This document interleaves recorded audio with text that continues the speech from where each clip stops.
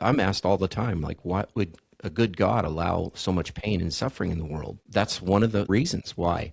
It He'll is. use that to have us reach out to him and just cry out and say, God, I need you. When you Yeah. have nothing left, sometimes all you have to do is just cry out to God. And then the response is not always what we expect or when we expect it, because it's not in our time, right? It's in His time.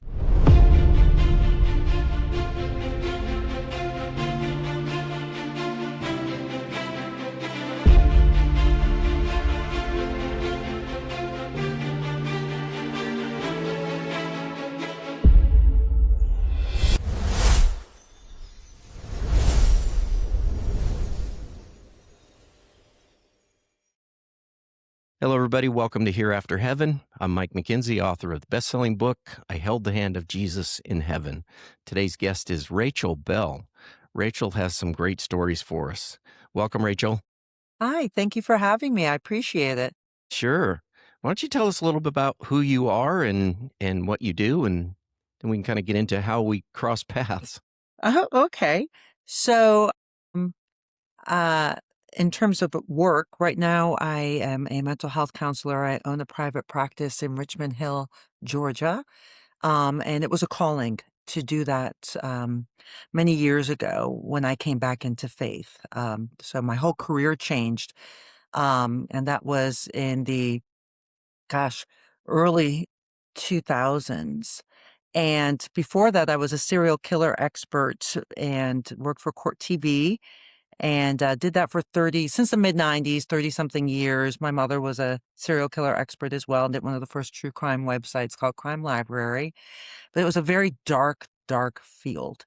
And I didn't like it. You know, you feel dirty working in that kind of field. And I would have to get into the minds of why they were doing what they were doing and so forth. And just, I started to burn out. And when I came into faith, I came back into faith.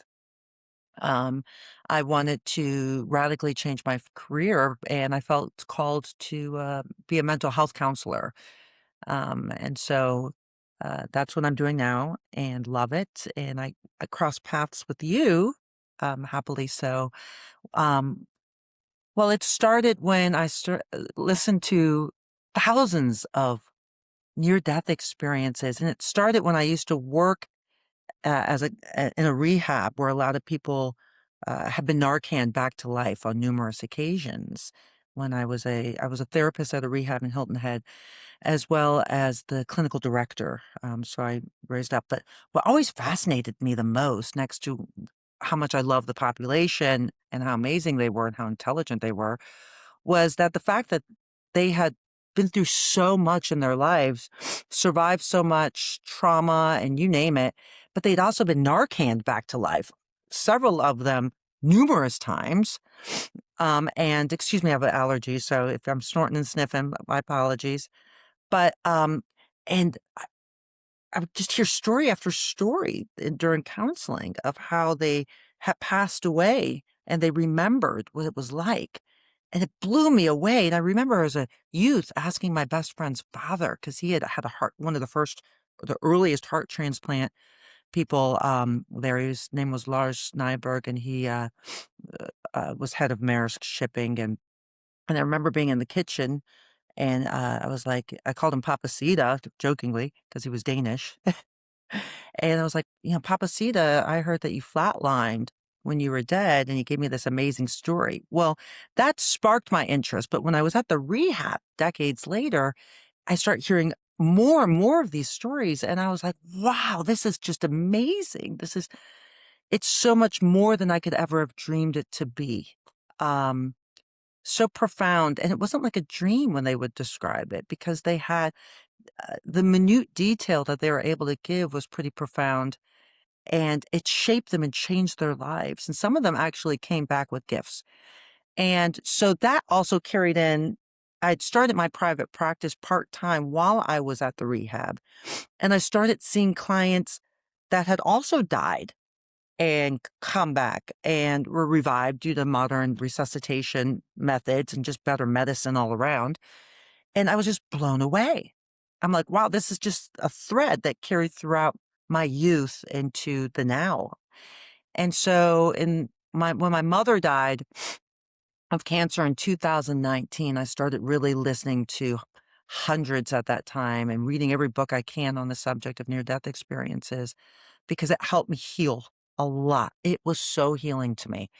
And then months later, that same year in 2019, my husband passed away in a car accident right after Christmas on his first day going to work. He passed away, was T-boned by a truck.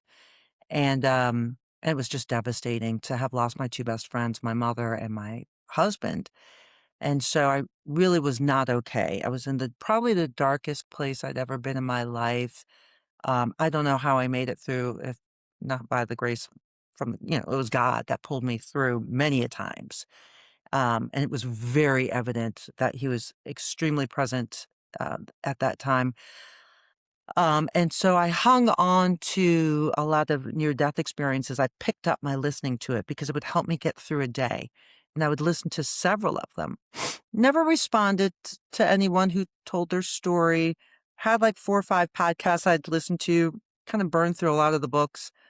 Um, and I still listen to them to this day. It gets me going. It keeps me on track. It keeps me focused. It helps me be a better counselor. It helps my faith strengthen daily.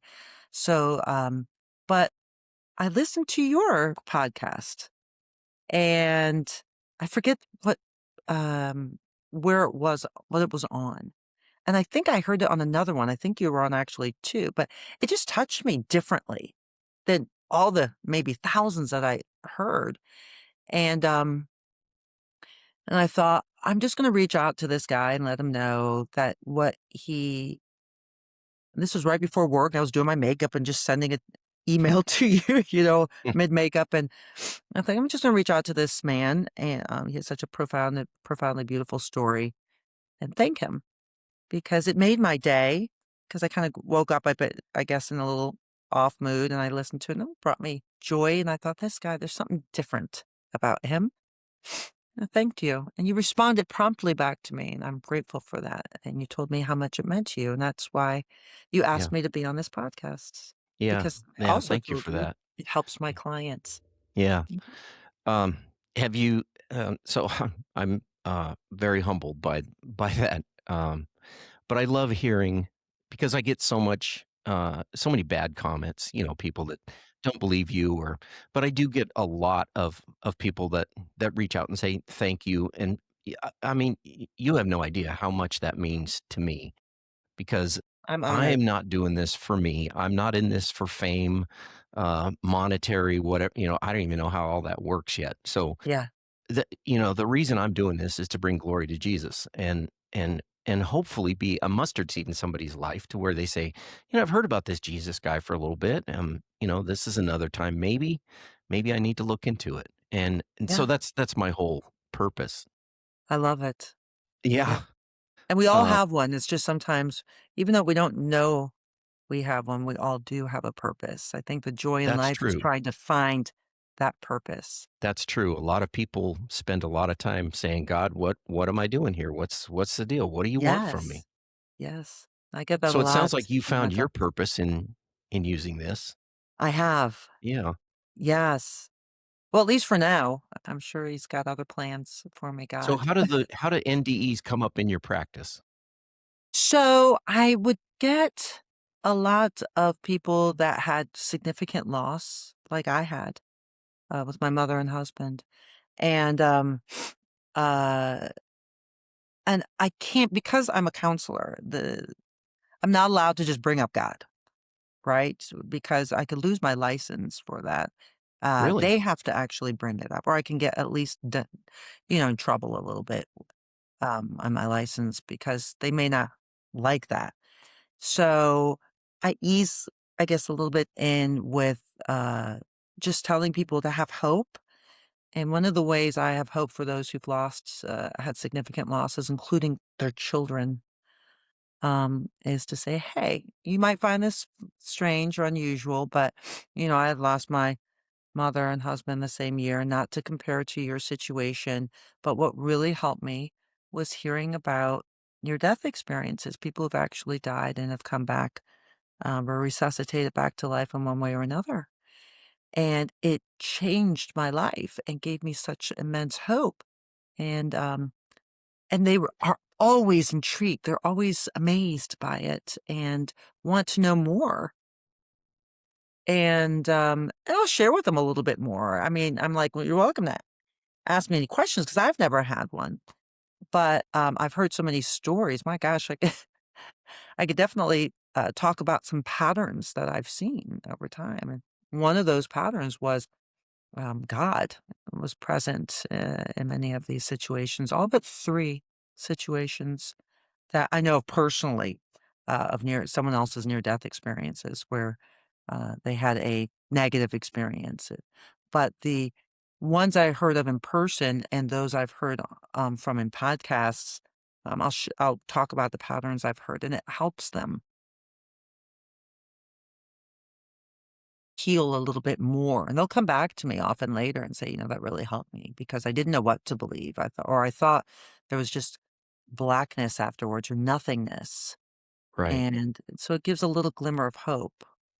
But I never, let lead them to believe that I've ever had such an experience because I never have. And but just how it helped me and hearing other stories I've had in private practice as well as listening to on podcasts after loss. Hmm. That's cool. I Yeah. since you mentioned kids, I want to get this in here because I well, I couldn't imagine losing a child. I mean, at Oh, any age, really. But yeah. I actually have become friends with John Burke. He's studied over 1,500 near-death experiences. He's got his own podcast, and he's written a couple of books, all both New York Times bestsellers. He's a great guy, but he's interviewed children who've had near-death experiences, and he said, the fascinating part of it is, he said, I talked to this one little girl who drowned, and we see the we have this earthly perspective. So we're watching this kid and we're all freaked out, she's going to drown, and we're trying to save her and bring her back. And she described that as the best day of her life because she Yes. she just closed her eyes and woke up with Jesus, hugging Jesus. Yeah. And it's like you know, man, I mean, if there's ever a prayer that I would pray, it's that I would have that perspective, that heavenly perspective instead of that earthly perspective. But we just Yeah. will never Absolutely. have that while we're here. Yeah. But it's fascinating to me that he said that those kids said it was the best day of their life. It was the greatest day. And Beautiful. all we see is sadness and pain. So, Yes. Well, I think there's God if you look. He's very present, but there is absolutely a lot of sadness and pain in the world as well. But he's there. I think it's just looking for him, asking for him, and knowing how I see him in nature, yeah, just in the beauty and of yeah. nature. That's one of the things that I came back from my near-death experience was an appreciation for God's creation, Yes, Everything works so perfect, and, I mean, even though we're living in a sinful, fallen world, there's it so much is. beauty out there. It very much is. I mean, I've worked in that field where, some of the most horrific sins and uh, the worst harm you could ever imagine on humans. Yeah.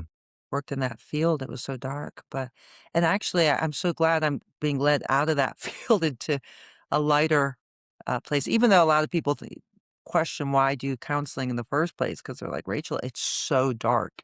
It's people are sad when they come to you and they're unhappy and they're suicidal or hallucinating or just is filled with anxiety.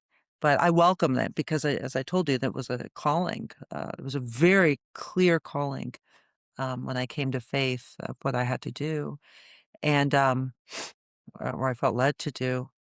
And it was a big radical change. My mother was horrified because she was like, "You'll never survive and make money counseling. They never get paid anything." Keep in mind, I was working for Court TV, making a lot of money.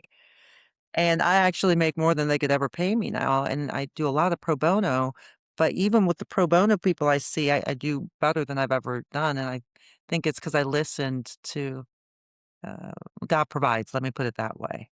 Mhm. He just Can you provides, and can you go so into detail about that calling? Like, what happened? sure, yes, Yeah. so, I had a well, it kinda goes to the my past where I had an extraordinarily traumatic past to the point where it'd make counselors cry if I told them my story. It was really bad. I'm not going to go into detail, but I guess if you can imagine the worst or some of the worst, it's probably what happened to me in my past growing up. And so I was angry at the world when I was a little older, couldn't follow a rule to save my life. I was just angry. What we didn't know was I probably had PTSD on top of PTSD on top of PTSD, just angry and unhappy. And, but, um, lots of really cool experiences. I remember there was a, um, tent at a fair in Maryland where I used to live. And, it was, "Are you gonna heaven or hell?" And I went in to make fun of the guy with a friend of mine. And that's how mean I was. I was, like, just bitter and angry at the world. And this guy's name was Cliff. I'll never forget him because I consider him like an angel to me. He really was. He sat there for 3 hours knowing that I was there to make fun of him, being disrespectful and rude as a punk kid, and, just to demean him and to make fun of him with my friends. And he was the kindest, most gentle, beautiful soul. I was like, wow, this guy is not real. And I just shut up and just start listening to him. And he started sharing scripture with me. I was just so moved by it. And uh and he gave me a Bible and talked with us for hours. We were changed after that. I can't explain it. That was one of the moments where I felt like, despite all the things I'd gone through, God just put people in my life along the way.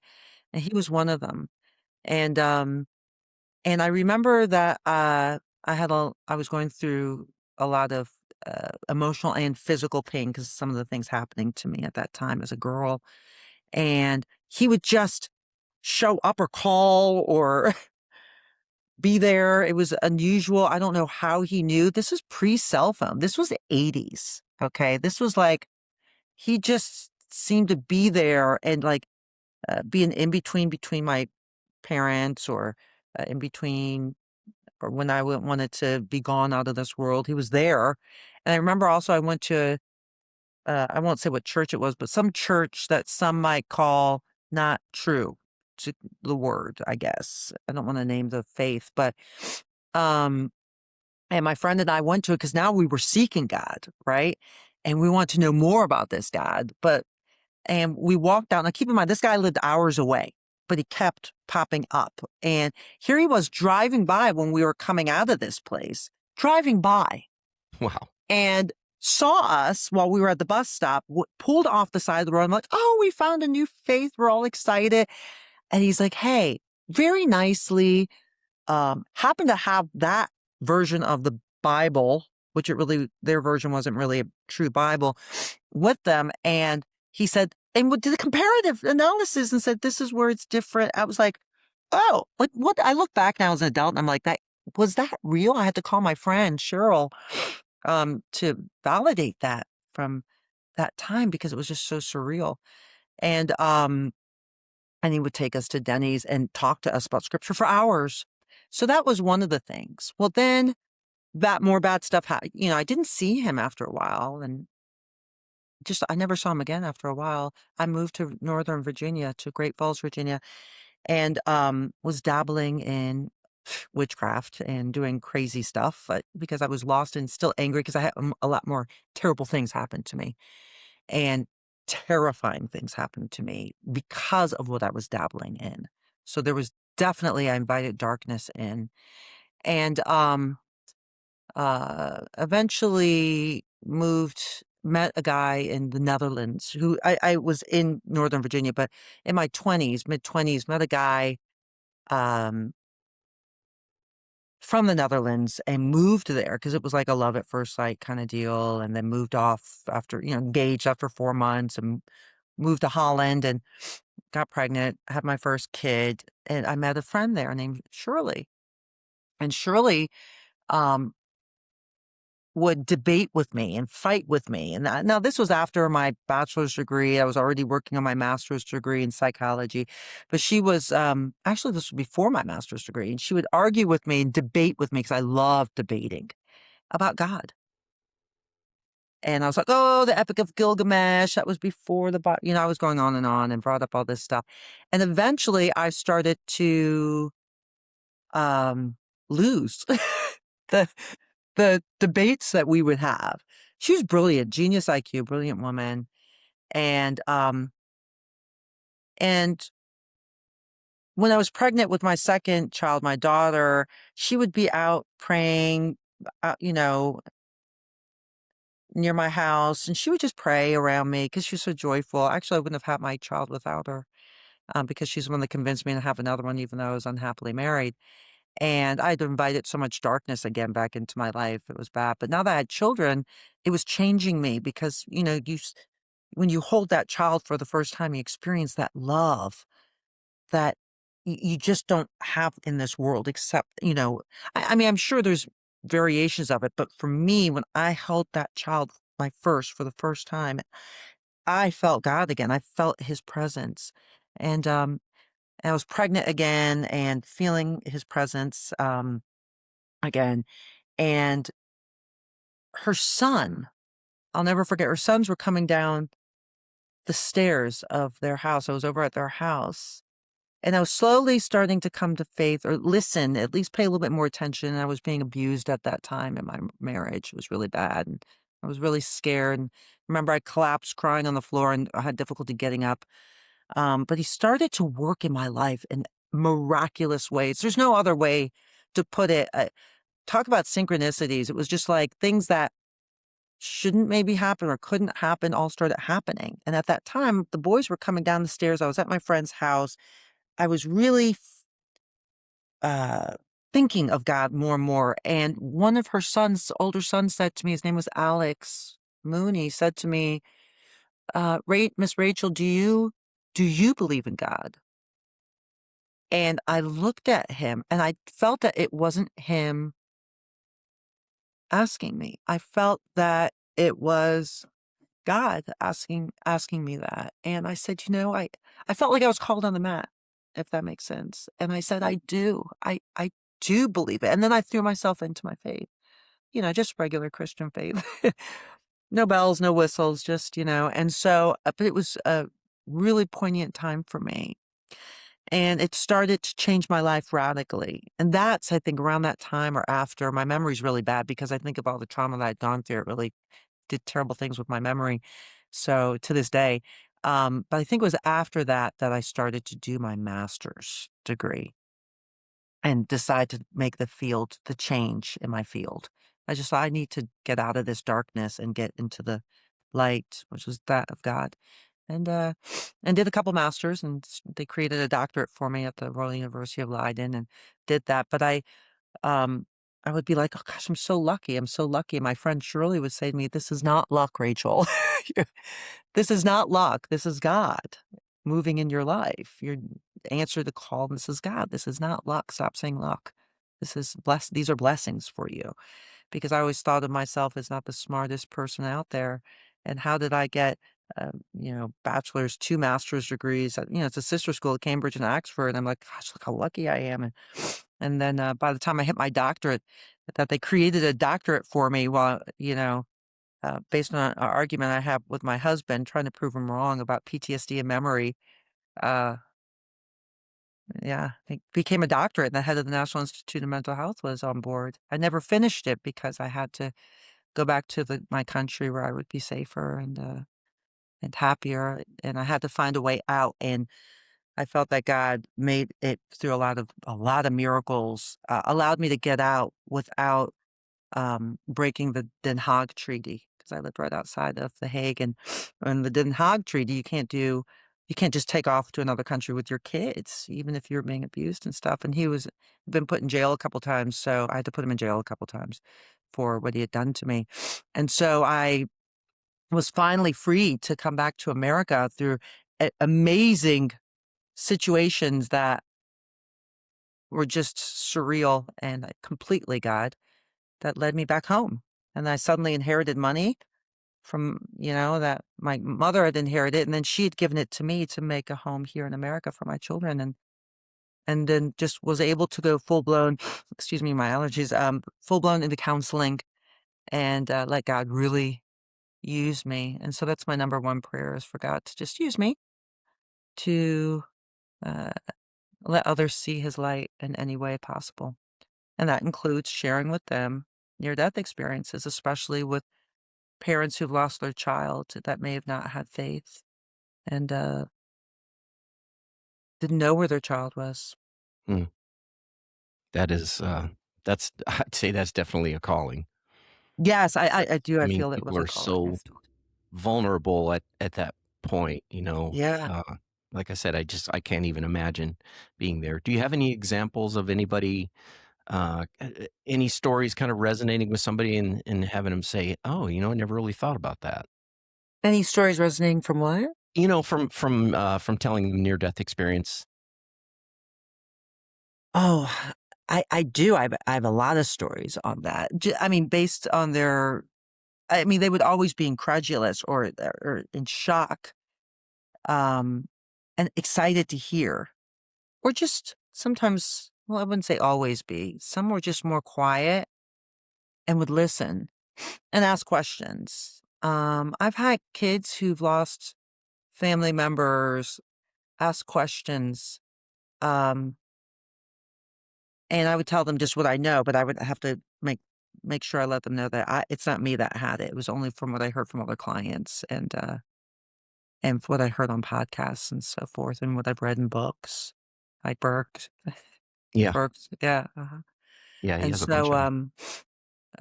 but it would change them. I could see it. They'd want to talk about it, and sometimes after that, or get more information. I just give Mhm. them podcasts. Say, oh, you should listen to these podcasts. No, that's cool. And there's Huh. a big database of podcasts too that, Yeah. is Yeah. available. That's really cool. Yeah, Um, but, are there any it just shows you what you misconceptions that you do. wanna tell us about, I'm sorry? misconceptions about grief? Eh, I mean, we've always heard 7 stages of grief that you go through, right? Is that pretty Yes. much true? I think it's more than that. I think actually there's 7, then there's 9. It depends on what model you're looking at. There's so many stages of grief, and a lot of people think, "Oh, it's linear. You just go from here to A to B to C to D to E." Right. It's kinda like more like a spider web, not linear grief, right? And, um, you'll go down this road of anger a little bit, and you'll come back, and then you can may forgive, and then you go back, and you don't forgive, and you're angry again, and then you're, you know, it's surreal again, and you're debating, "Is this real?"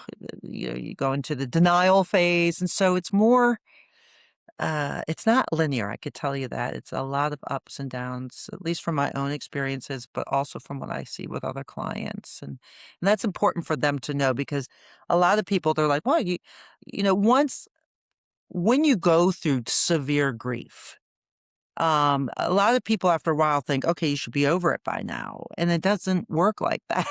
Yeah. It takes a lot more than that.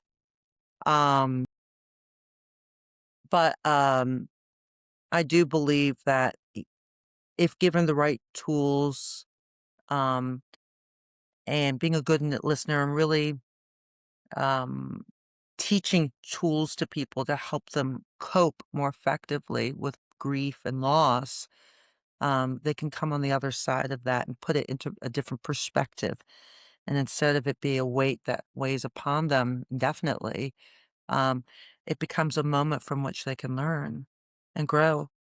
And that's the hope, is that they can learn and grow from that pain. And I do believe that we do some of our biggest growth spurts, and um, both in knowledge and spiritually, and just in our connection with other people, comes from pain, emotional pain, or just pain in general, physical pain, you Sure. name it.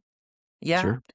But we can learn from it. And I think once someone gets to that point where you can learn from it and then look back and reflect and see the beauty in moments, and be able to laugh and smile, then you know the healing is beginning.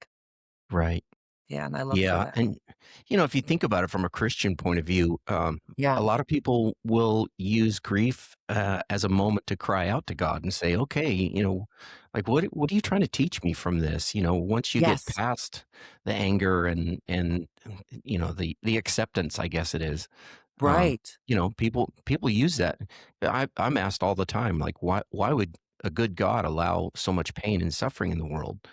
Uh, and that's one of the reasons why.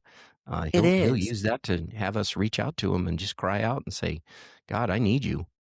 When you Yeah, have nothing left, sometimes, I mean, no one can help you and you have nothing left and you're just there. And sometimes all you have to do is just cry out to God. yeah, And then the response is not always what we expect or when we expect it, because it's not in our time, right? It's in His time. But my gosh, there's always a response oh, to yeah, the prayers yeah. if you look for it. Yeah.